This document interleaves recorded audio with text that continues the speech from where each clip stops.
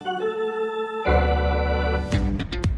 pitch is looped towards shortstop. Petroselli's back. He's got it. The Red Sox win. And he's pandemonium on the field. Welcome to the Great American Collectibles Show, brought to you each week by the National Sports Collectors Convention.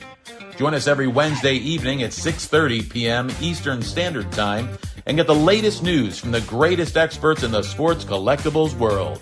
You can watch us on the Great American Collectibles Facebook page, as well as YouTube, or you can listen to us on Spotify, Pandora, iHeartRadio, or any of your favorite podcast platforms.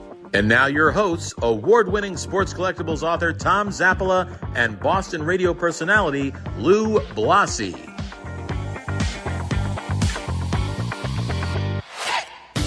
All right, we have the cast of characters. Look at this crowd, Louis. Look at this crowd. Just unbelievable.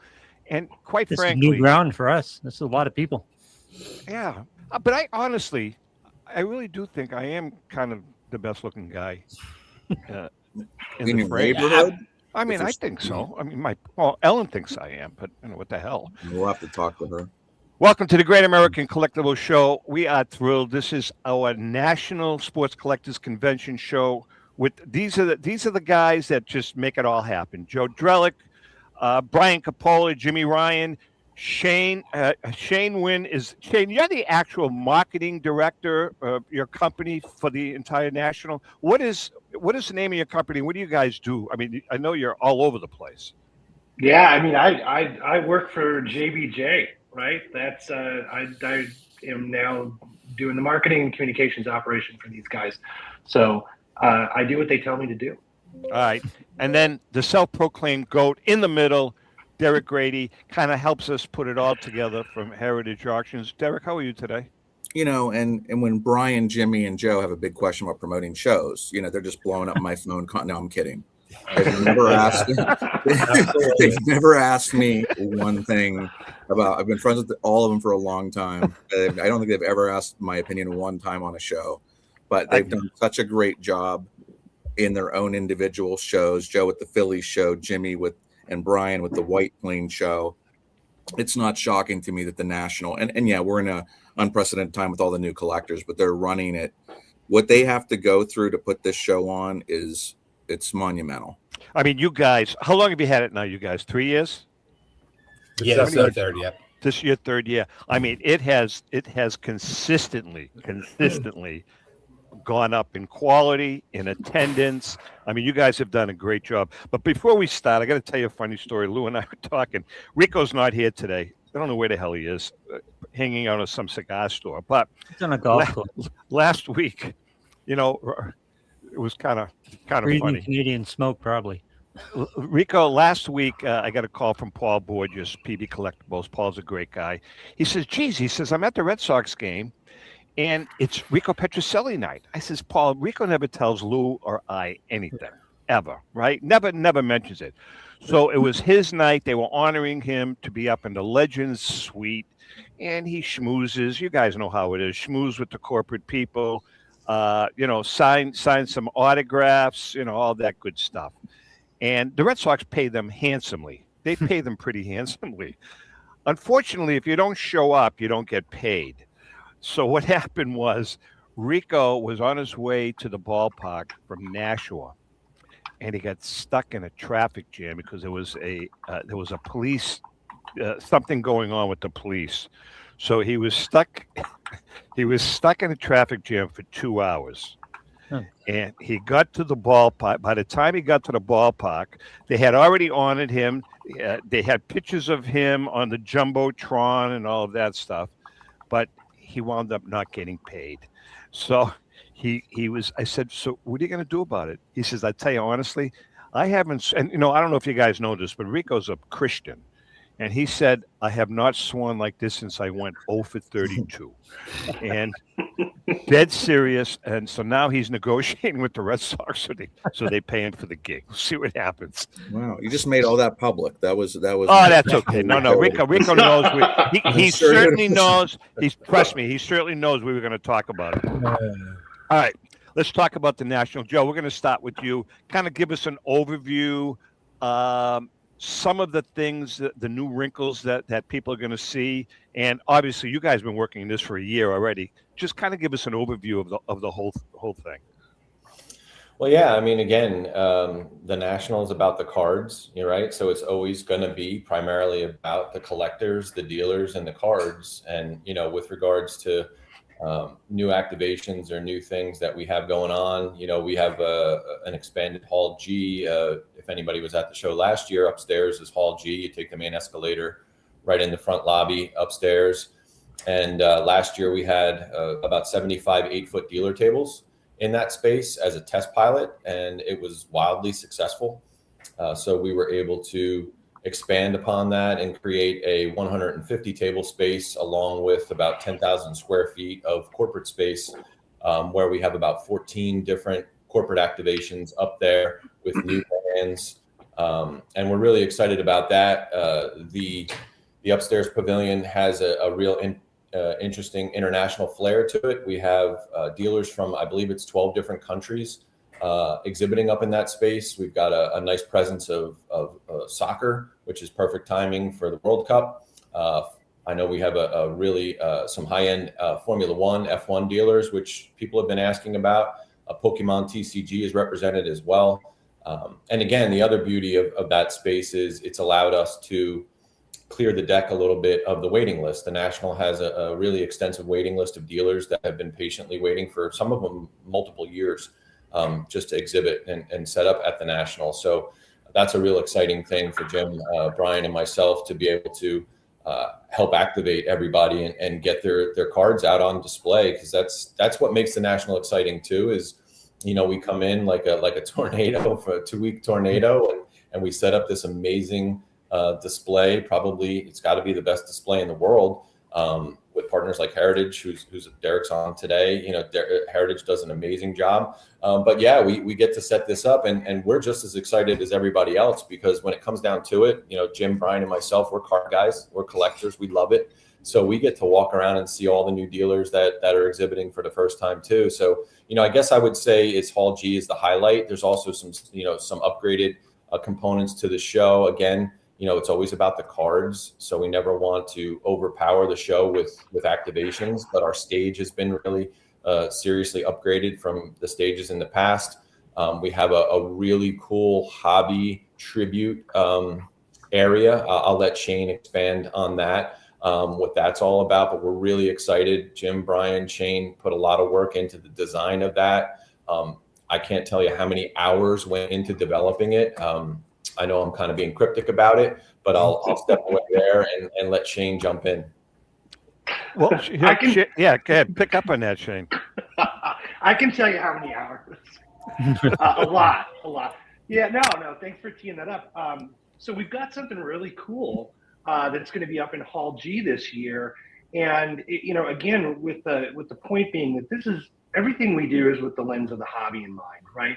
And we realize that with the explosive growth of attendees and interest in sports card collecting, you've got a lot of these younger generations that are getting into it, but they don't really know the history of it. And because a lot of us have been around a long time, and we've got access to people like Phil Regley, who is something of a historian, we thought it'd be nice to put together an exhibition in Hall G that's called The Evolution of Sports Card Collecting.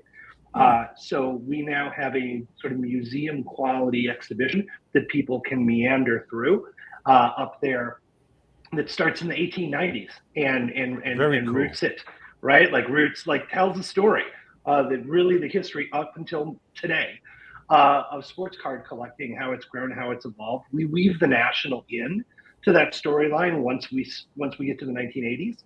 But I think people are going to find it really engaging, really interesting, really insightful, and I think a lot of people are going to learn a thing or two that makes them fall in love with the hobby even more. So we're super excited about that.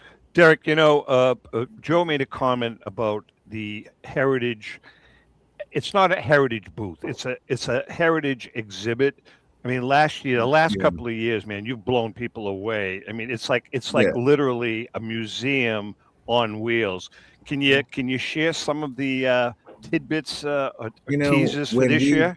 before I even came to Heritage, Chris was big on, working with the National. That's our once a year to go all out. It's very expensive. I mean, we have 5 overnight security guards at least. Ourselves with the National has their own guards, and you got drones flying around, and we're still, because of the million, we bring 40, 50 million to these shows.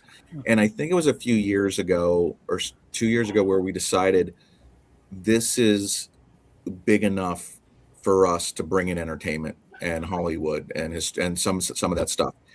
And what and believe me, if you could pull back the curtain and see bidders in some of the entertainment sales, we have one going off today with the lightsaber with Luke's hand and a Willy Wonka ticket. And if you saw the crossover that people like myself, Joe, Jimmy, Brian, that have been in this hobby forever, we like rock and roll. We like entertainment stuff. We've all seen the movies, right? If I had enough of a budget to buy other stuff, but I'm so absorbed in sports, I would love that stuff myself. But we're seeing that crossover, and it's also probably, as much as people love seeing our great sports artifacts, I am hearing from the sports people that they enjoy looking at our entertainment. And they love looking at that stuff. And it's, by the way, it's paid us back dividends by spending, a ton of money at the National, with the marketing, with the PR, with every part of it. And we get to meet our clients. We take the full staff there. Provenzale organizes it with his team, and they do an amazing job. And we get complimented by other dealers, people that I would never think who they compete against us on a regular basis, and they'll come over and say, you have the best booth in the show. Well, you guys do. I mean, there's no doubt about it. Brian, you've seen changes. How many years have you been attending the National, Brian, as a dealer, as a collector? And I mean, how many years have you been going? I'd say about 26. So, I mean, looking at that snapshot in time right now, I mean, you got to be proud with what you guys have done and the changes that you've seen over the years. I mean, it's like mind-boggling.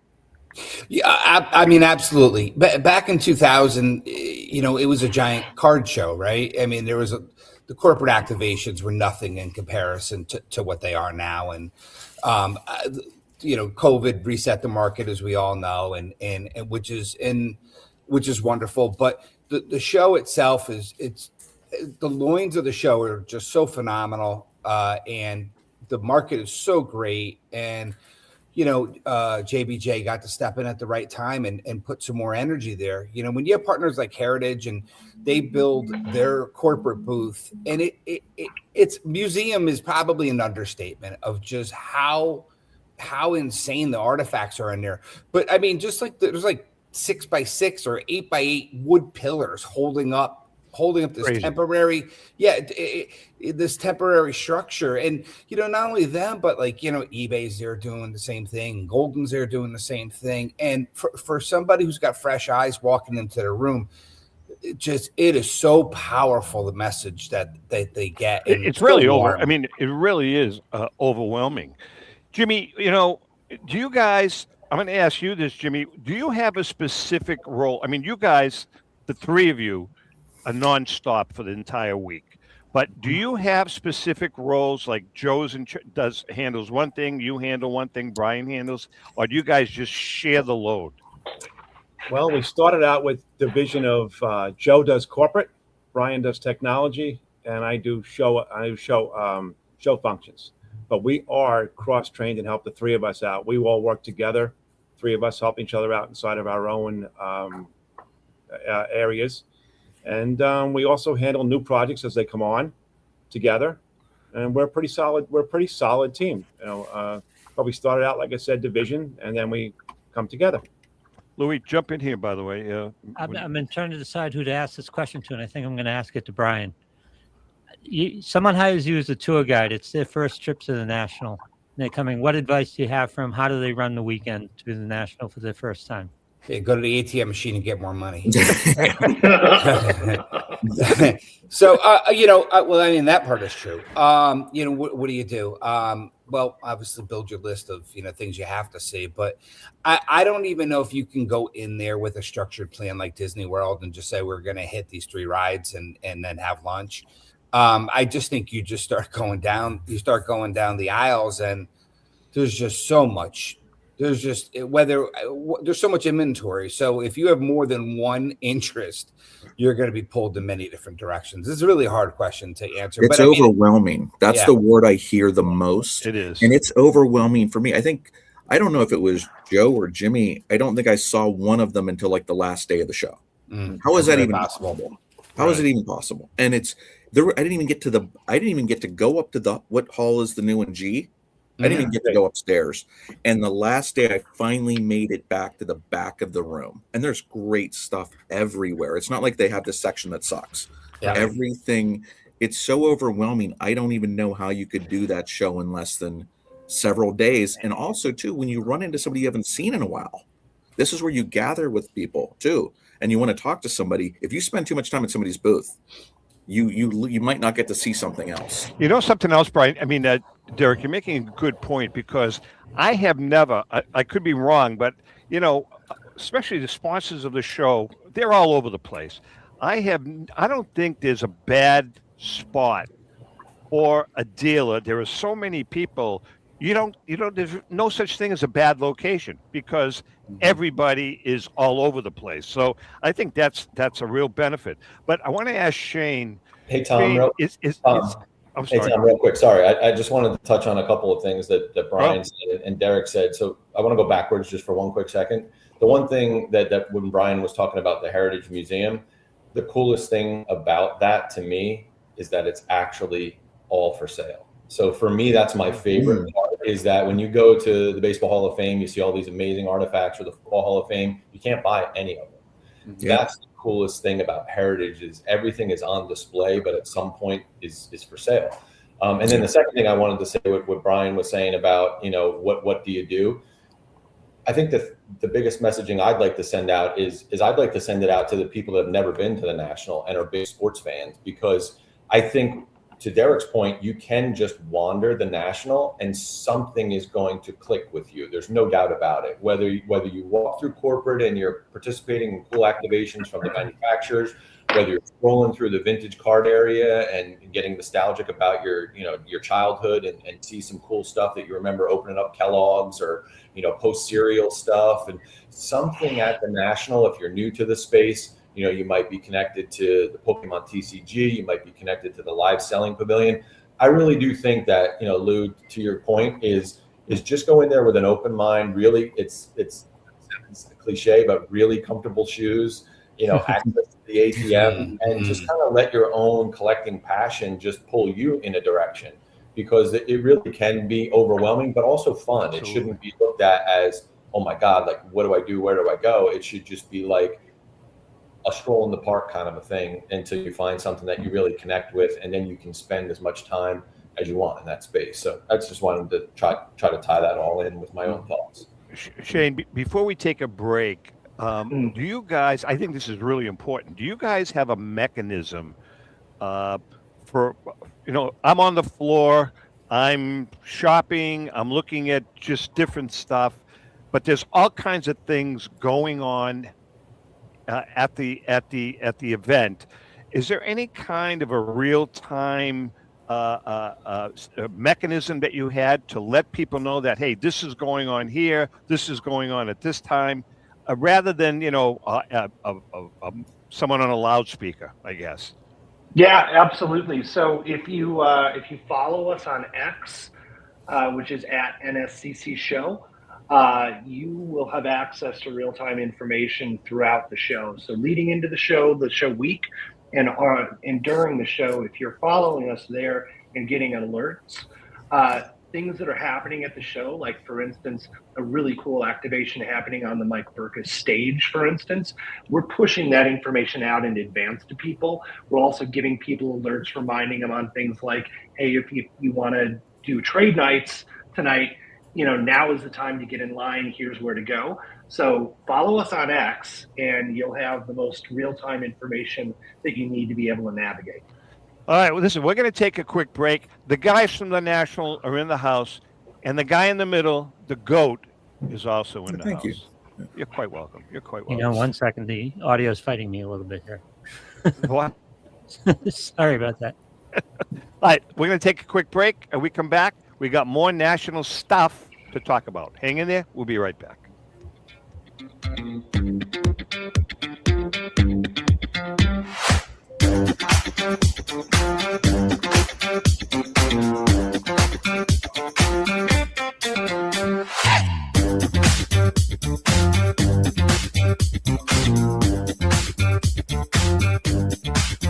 In 1996, Brian Drent and the staff at Denver's Mile High Card Company have led the charge in the collectibles hobby.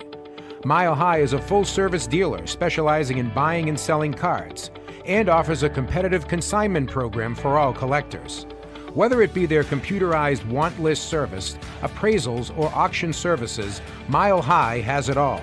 If you've been searching for a company with a selection of high-grade vintage 1888 to 1970 baseball cards and memorabilia that shares your passion, aim high, Mile High. Go to milehighcardco.com or call 303-840-2784 for more information. This is Brian Drent, president of Mile High Card Company. Is your sports card and memorabilia collection properly insured? For easily replaced personal property, homeowners insurance is all most people need. But for prized possessions that you may have spent a lifetime collecting, it doesn't go nearly far enough. Collectibles Insurance Services has been insuring for over 50 years. They offer a full range of protection and a $0 deductible at an affordable rate with no appraisals required. I know because they insure my collection. If you have a minute, go to collectinsure.com and learn more about insuring your personal card or memorabilia collection. Hi, this is Dan from Memory Lane Auctions, here to remind you that the renowned Memory Lane Collectibles Company has served as a beacon of light to the collecting community for the past several decades.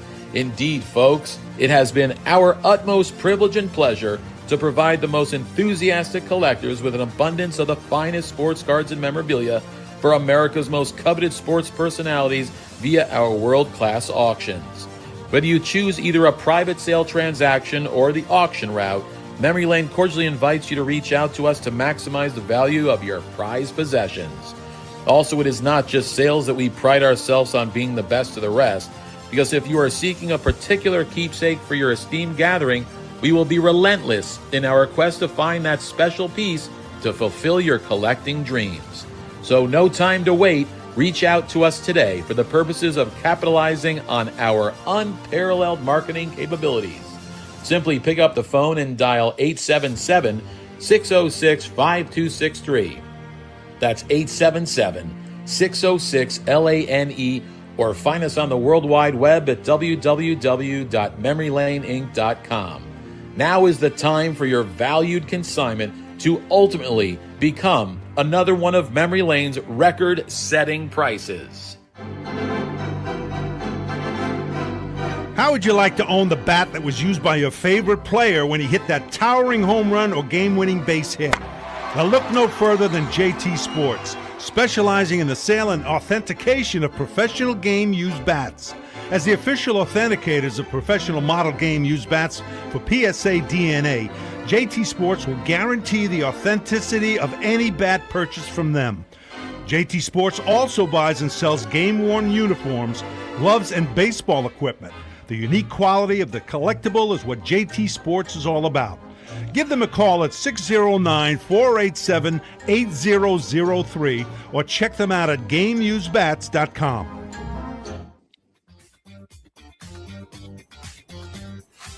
Okay, we are back. Joe Drelich, Brian Capola, Jimmy Ryan, Shane Wynn from the National in the house, Derek Grady from Heritage Auctions in the house. I don't know who wants to talk about this, but you guys have a great event partnering with Curtis Granderson. Who wants to talk about that and let us know how that's all going to work? That's a Shane question. Shane, yeah. Go ahead, Shane. Run with it. All right. Yeah, so last year, if you recall, we created what we call the Youth Collector Clubs Initiative. And this was an initiative, we partnered with Curtis Granderson. He was here in Chicago, and he runs the Chicagoland Baseball and Educational Academy, which uses baseball to introduce kids to college environments, which is awesome. So he's very focused on education. We partnered with them for that reason. This initiative is designed to use sports card trading as a proxy for teaching kids a lot of really interesting life lessons. So everything from how to negotiate with an adult, right, to the true meaning of capitalism, right? Because sports card trading is probably one of the best examples I can think of pure capitalism still in existence here in the U.S. A lot of different lessons that you can learn as a kid by sports card collecting. And it's our way of giving back and investing in future generations and getting them excited about the hobby of collecting. So this year we're doing another event with him next Monday, the 20th, at Curtis Granderson Stadium. We're bringing between 40 and 50 kids from Chicago Public Schools. We've got a lesson for them, kind of a sports card trading 101 lesson. All the kids are going to get to rip packs, meet Curtis, hang out, be on the ball field, have a good time. But then that same group of kids is coming on Friday the 31st to the National. And in partnership with our friends at Sports Cards Nonsense, who are going to help chaperone for us, we're going to take these kids out into the wild on another lesson about valuation of cards, where they're going to get packs of cards, and the lesson is going to be to try to come back having traded up and create more value than you opened up. And Curtis will be there that whole day for that as well. So more kids coming and introducing more kids to the hobby.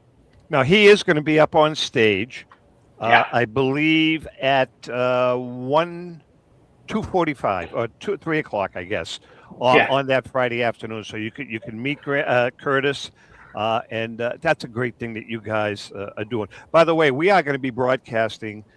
Is it still the Burkus stage, or is it the main stage? Does it have a name, guys? It's absolutely the Burkus stage. Oh my Burkus stage. Yeah. So we are going to. Yeah, that's good. We're going to be broadcasting from the Burkus stage on Friday of the National from 1:30 to 2:45. I'm going to be there along with my special co-host this year is Gordy Bonkers. Gordy's a great kid, real vintage guy.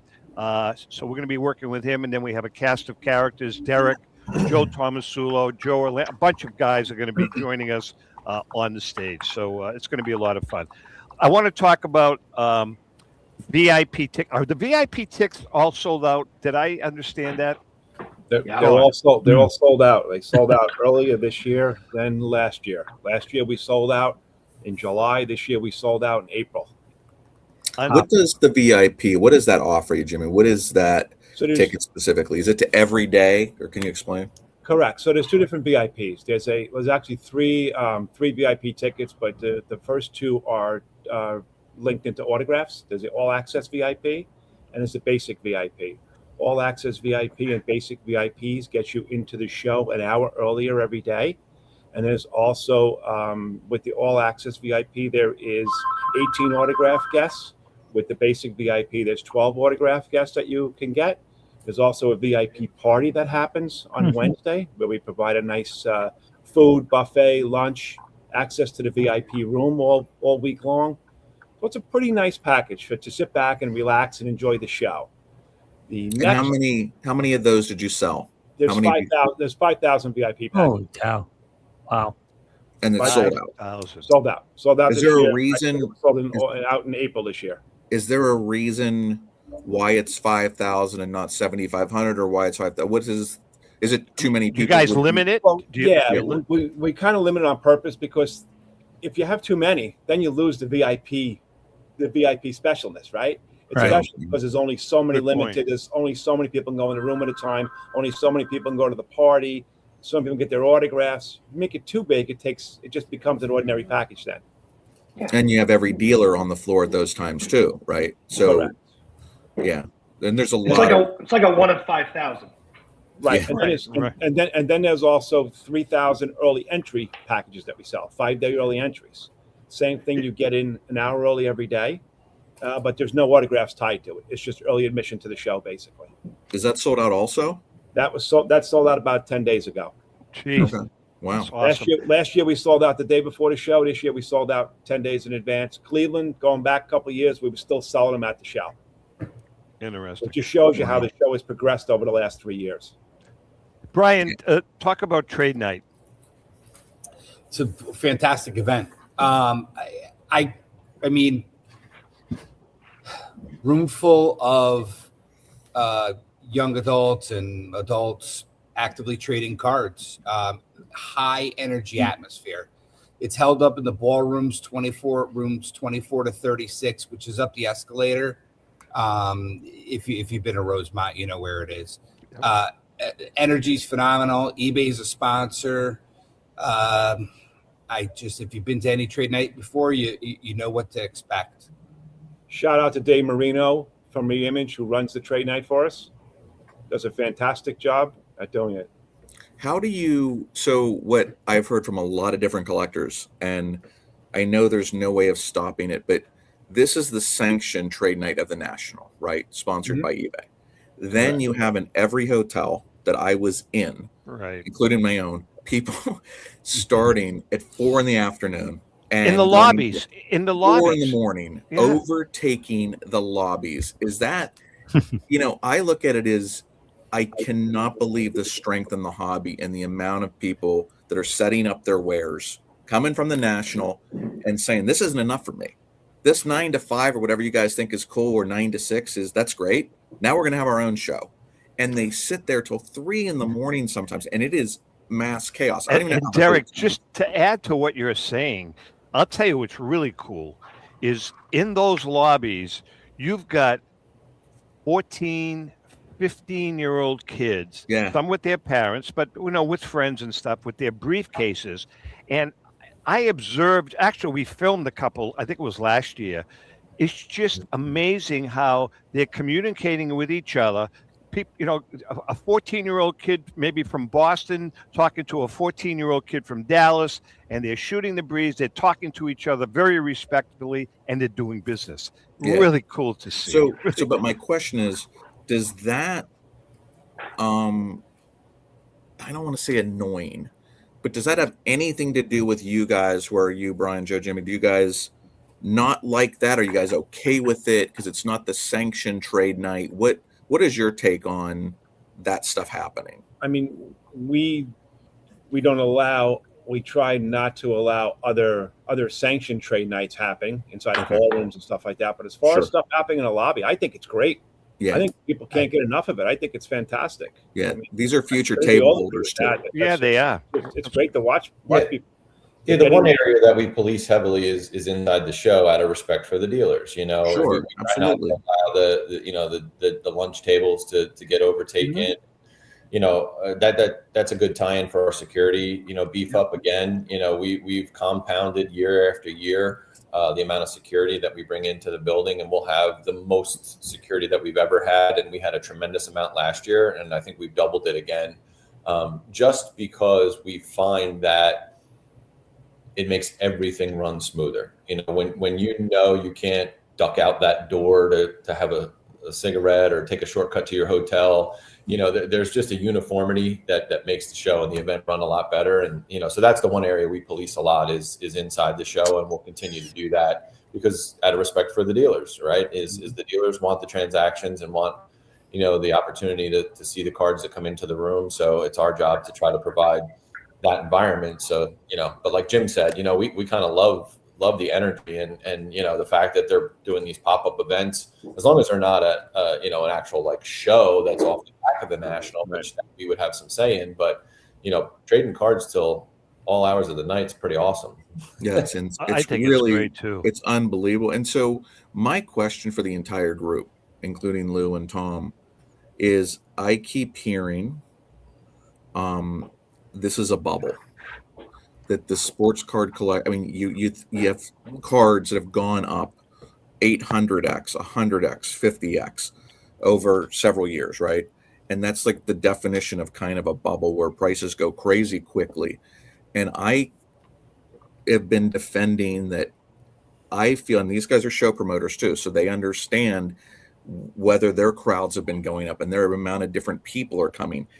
I would argue this isn't a bubble. This was an underutilized hobby for the longest time. And when you look at sports gambling and you look at the amount of sports fans there are, For whatever reason, it didn't transition for people to collect like it did me, Joe, Jimmy, Brian, Tom, you guys, right? We all have collected, but other people just needed a little push, whether it's from fanatics, whether it's from, local hobby stores or local shows, or just the word getting out there on national. You see more national press. So my question for you guys is, do you think this is a bubble, or could you argue that this is maybe some prices in the modern will settle down, but this is just the beginning? We're getting more and more people every year, more and more people signing up for Heritage to bid. The credit watches are crazy during an auction, people bidding six figures. Can I throw mine out first, if I may? Sure. Derek, that's a great question.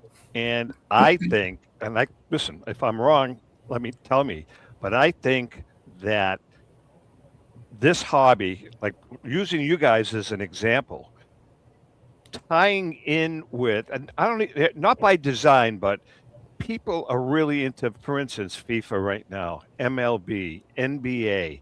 And I think that the general people cannot get enough of professional sports today. And I think it's all transcending down into this hobby. So I honestly think that professional sports is really fueling all of this and people's love for professional sports. Am I wrong? No, I don't. I don't think. Yeah, I don't think you are. But I think we've got the amount of money that came in. The bubble was the 90s. That's in here now is probably 100x. Yes, of what it was. So that's holding everything firm. If that money doesn't move, nothing's going anywhere.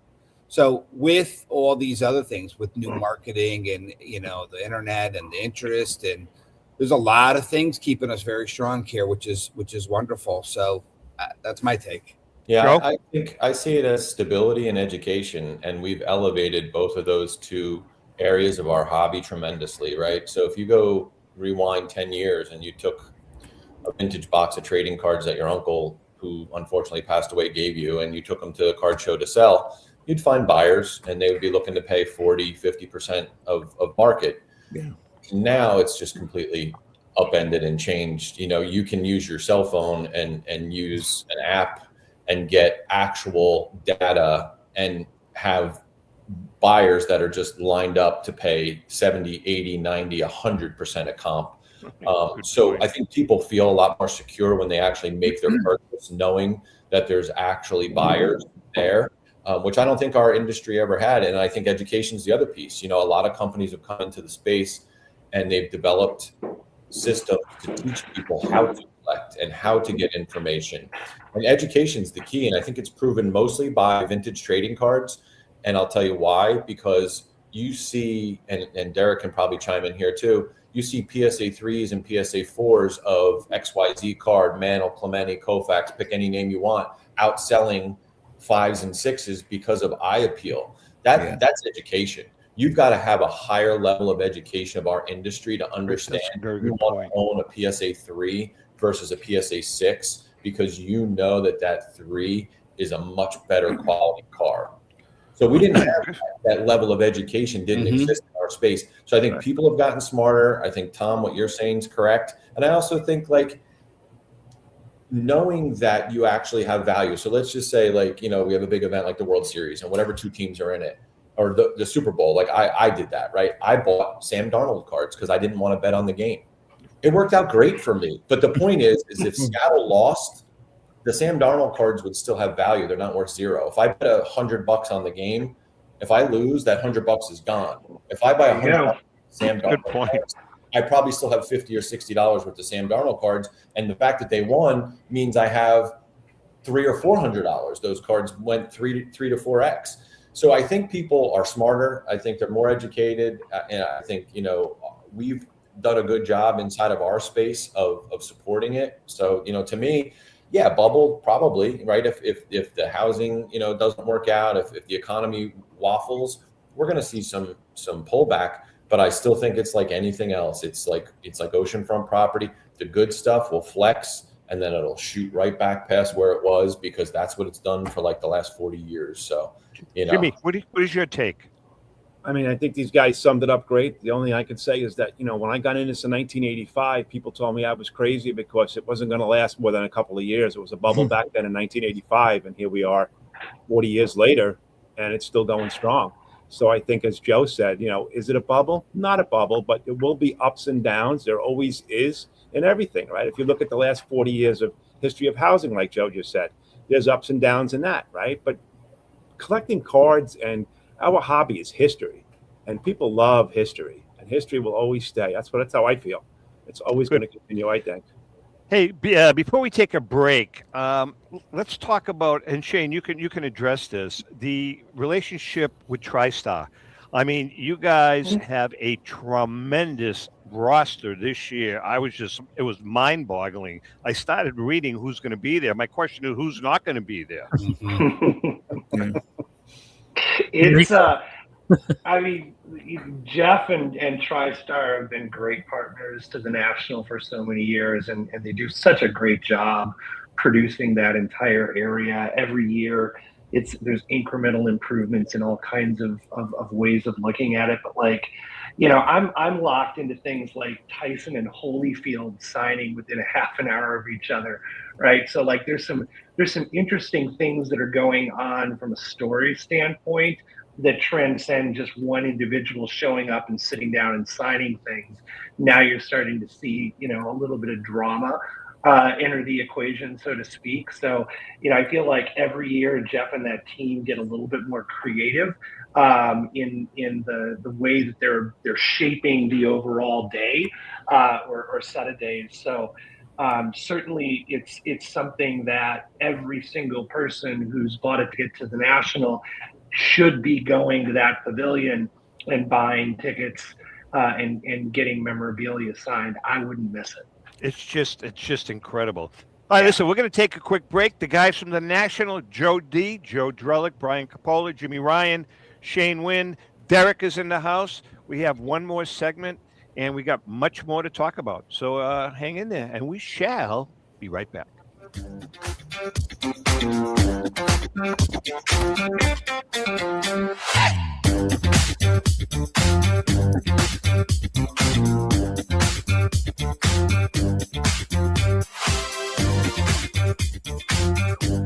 Is a family-owned and operated online auction specializing in autographed memorabilia, sports cards, coins, art, and collectibles.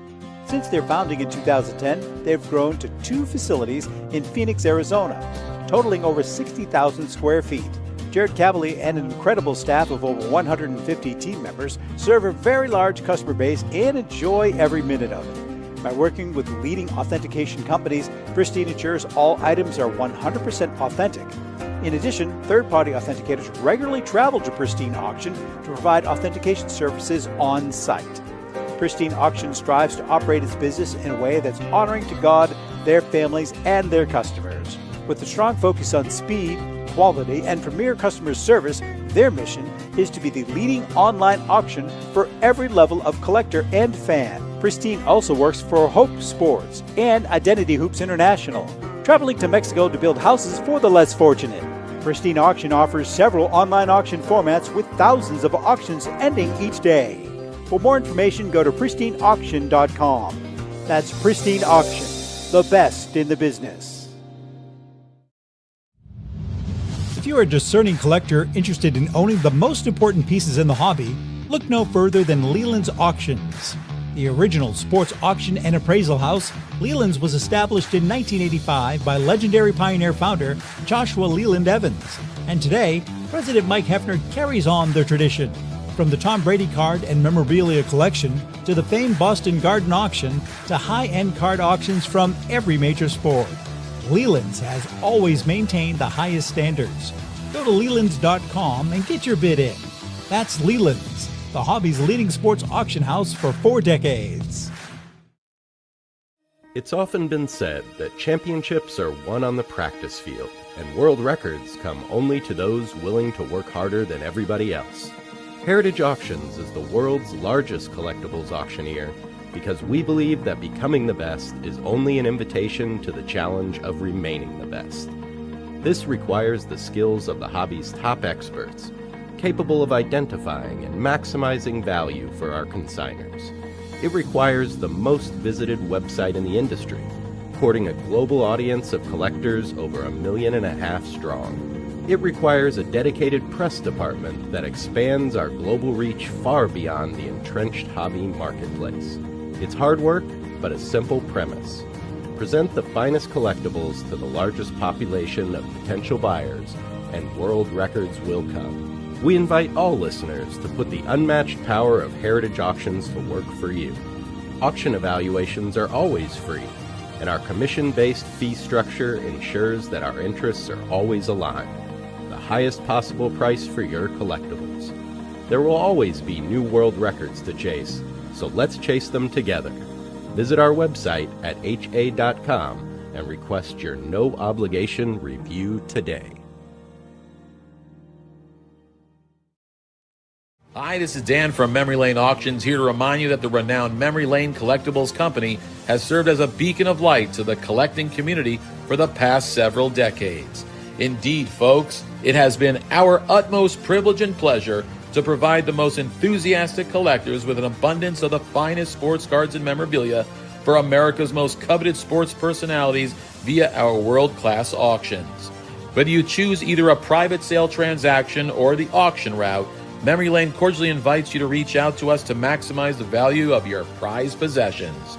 Also, it is not just sales that we pride ourselves on being the best of the rest, because if you are seeking a particular keepsake for your esteemed gathering, we will be relentless in our quest to find that special piece to fulfill your collecting dreams. So no time to wait. Reach out to us today for the purposes of capitalizing on our unparalleled marketing capabilities. Simply pick up the phone and dial 877-606-5263. That's 877-606-LANE, or find us on the World Wide Web at www.memorylaneinc.com.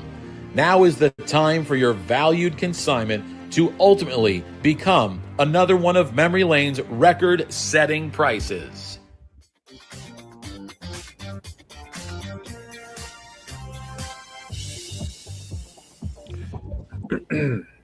Okay, we are back with Derek and the guys from the National. Derek, by the way, you blew me off. And like the first question I asked you, if you could, you got the Platinum Night auction coming up. You usually display stuff at the National, and you blew me off. I asked you, can you throw some teasers out there as to some of the things that are going to be displayed? It's probably, other than the Ruth Called Shot jersey and a Jackie jersey and a Joe Jackson bat that we had on display a couple years ago at the National, which I don't know that auction can be topped when you have a jersey that's $25 million. But this auction, pound for pound, is one of the best auctions I've ever seen. And, we owe that to our loyal consigners and the staff that is bringing in the stuff. Soccer right now is obviously huge. We have the Hand of God ball. Diego Maradona scored against England. It's got an international press. Provenzo's actually taking it on Fox today. We have it on display at Fanatics Fest. It's going to be at the National. We have that estimated at the jersey sold for around 10 million. We have this ball estimated at 10 million. We also, so that's for soccer. It's an incredibly significant ball. That being said, there's a Hannes Wagner that's fresh to the hobby, that's been in somebody's collection for 40 years in an authentic. There's a 33 Gaudy Ruth in a 9. Okay. There's a 52 Mantle that's one of the nicest 52 Mantle 8s that you'll ever see. All Lee, Thriller and Manila robe. I mean, it just a Lou Gehrig jersey. Our Sandy Koufax jersey we have just got photo matched to the winning game of a World Series. That's one of the best Koufax jerseys in the hobby. Very cool. And so it just goes on and on. And it's not for, listen, I just mentioned stuff I can't even bid on. Okay? Now, was that difficult, you answering my question? No, but I'm saying there's stuff for everybody. There's items in there that are also $2,000. But I just mentioned the highlights go on and on and on. And, it's just come by the booth, see it, look at ha.com, go to the sports department. And, this is one of the best the team's put together as far as a Platinum Night auction. One thing, I know, Joe, I know you guys have all, by the way, I don't know if you guys realize this, but the book that we're working on, Legendary Finds and Sports Collecting Treasures, it's been overwhelming, and we've worked with everybody in the hobby, private collectors, all of the auction houses, and this is a really great compendium of all the great finds in the history of this hobby. And thanks to the National, thanks to PSA, you guys kind of really got us over the hurdle to get this project going. And I want to thank you that. I really want to thank you guys for that. And you guys are going to be featured, as well as PSA, right on the cover of the book. So I think you guys are going to be pleased. Derek has been great. Orlando has been great. Guys like JP Cohen has been great. We're so excited about this book project. And do you know why you're excited, Tom? Somehow you get. I'm sure you're going to tell me why. Yeah, you get all us to volunteer our time. We all your staff works for free. Great. Can you imagine? I buy you guys lunches. What are you talking about? I buy you lunches all the time. You bring me subs, and then you sell 1 million books, and you go live on your own private island. It's great, Joe. Wouldn't you love in your business to have your staff work for free constantly, Jimmy? And this is incredible. How does he do this, Lou? Tom's doing the hobby solid because it's part of the education piece, right? Tom's part of the reason the bubble's not going to burst. He's putting this book out there. But look at it that way, Derek. You're tying it into the bubble not bursting. He does thank us. That doesn't work for me, Derek. I get paid. By the way, Jimmy needs a Wagner T206 Wagner for his set, so I know he'll be bidding on that one. Yeah.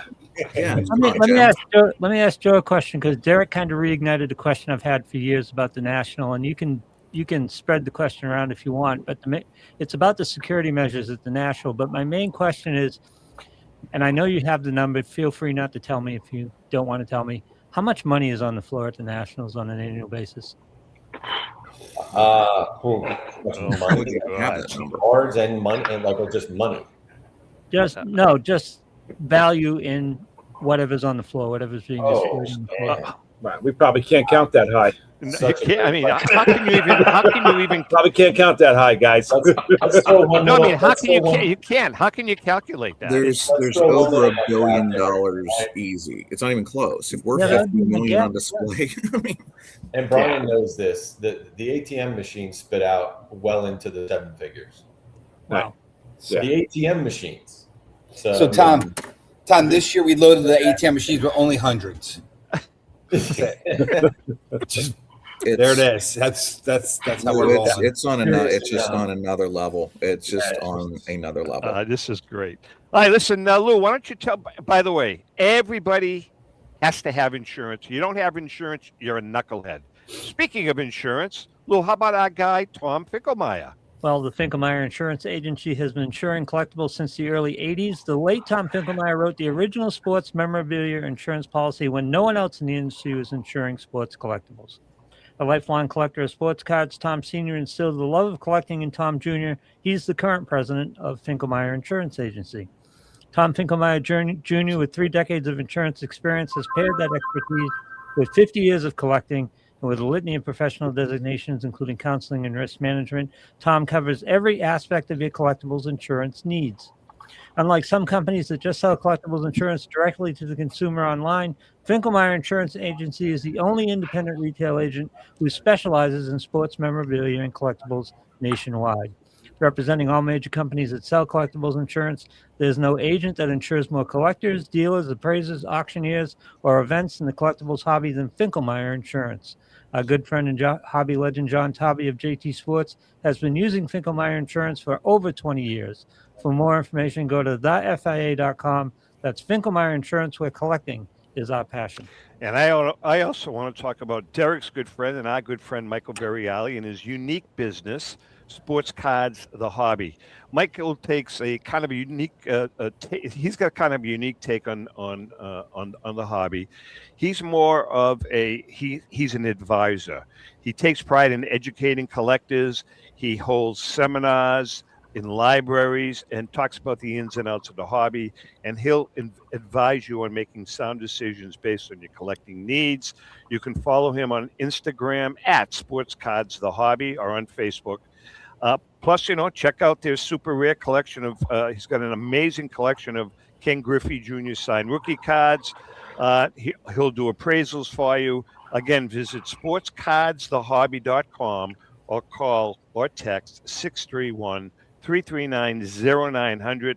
That's Sports Cards, the hobby, educating, buying, selling, and trading.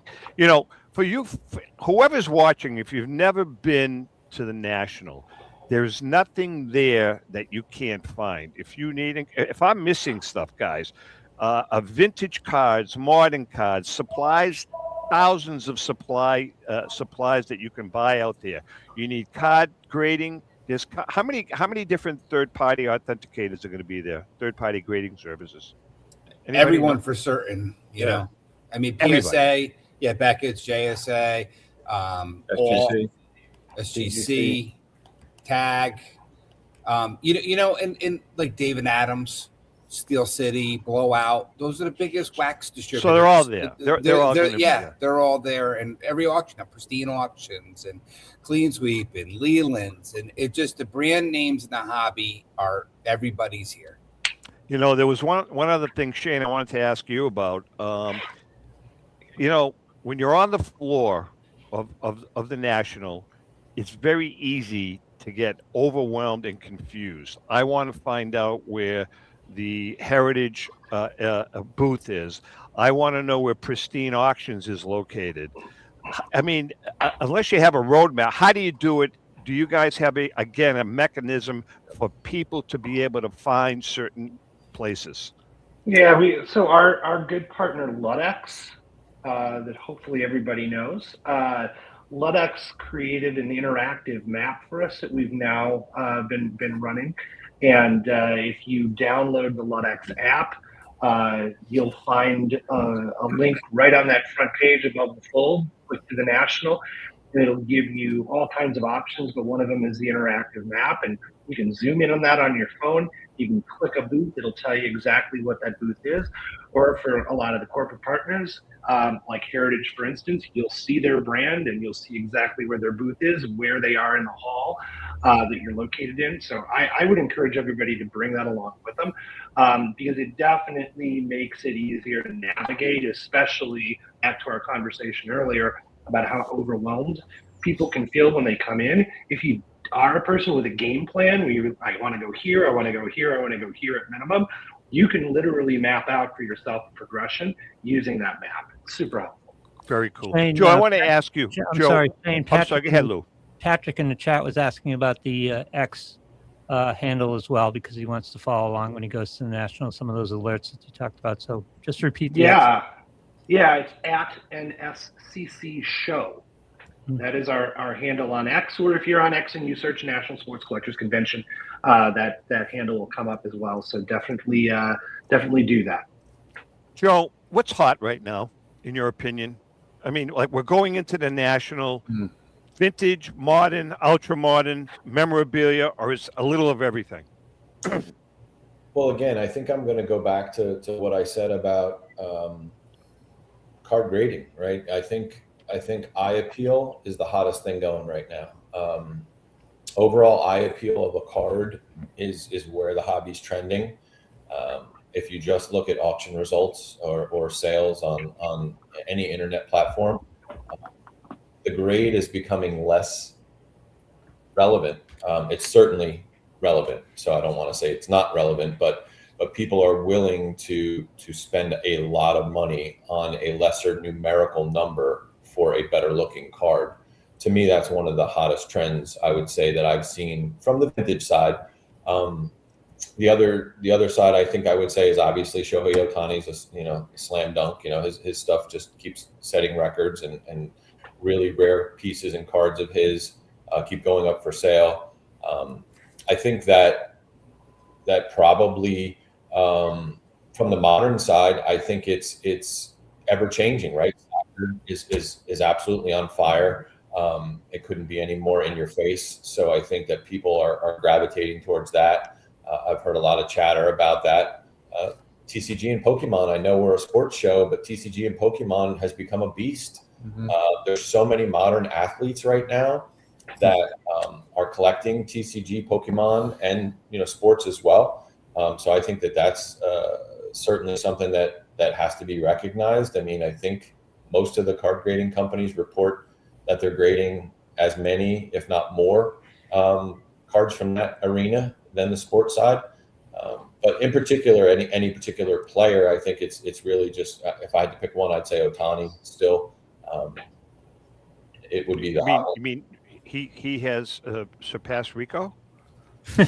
Yes. I don't think so. I don't think so. All right, listen, we're just about out of time. Final words, Derek. Final word from you regarding the National. I mean, these guys have done a tremendous job, and I was, at the beginning of the show, I was joking about how much time they spend. They spend the whole year doing this, and now it's crunch time. They prep the whole time, and now it's game time, and they are really good at doing this. They have a great team. If you have questions, you seek one of them and their team out. And they're very helpful. I know in the corporate area, they have Paul, right, Joe?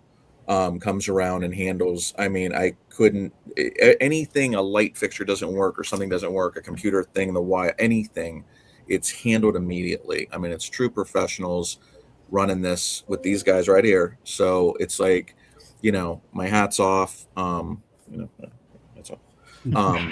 To you guys, but no, best of luck, because obviously, it seems like it's a lot of fun and they'll set records again, but you don't know what happens behind.